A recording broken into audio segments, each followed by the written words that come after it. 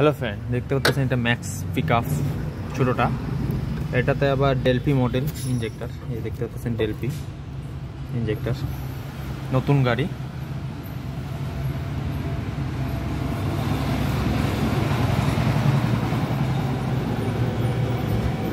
এটা হচ্ছে max pickup ডেলপি model. ম্যাক্সের মধ্যে বস থাকে, আর এখানে দেখতে পাচ্ছেন এই যে পাম্প, এই যে পাম্প, এটা এখানে পাওয়ার স্টিং অয়েল ঢালবেন।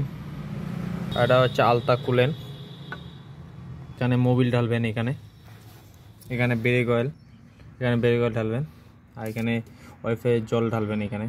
আর এটা হচ্ছে এয়ার ফিল্টার, এখানে লেখা আছে পার 10,000 কিলোমিটারে এয়ার ফিল্টার হাওয়া মারলে চলবে, কিন্তু 20,000 কিলোমিটারে এটা চেঞ্জ করতে লাগবে এয়ার ফিল্টার রাফ চালাইলে। এটা হচ্ছে ইস্যু, যে এখানে ফিউজ বাক্স এখানে থাকে, এই দেখতে পাচ্ছেন। আর এই যে মোবিল চেক করবেন এখানে।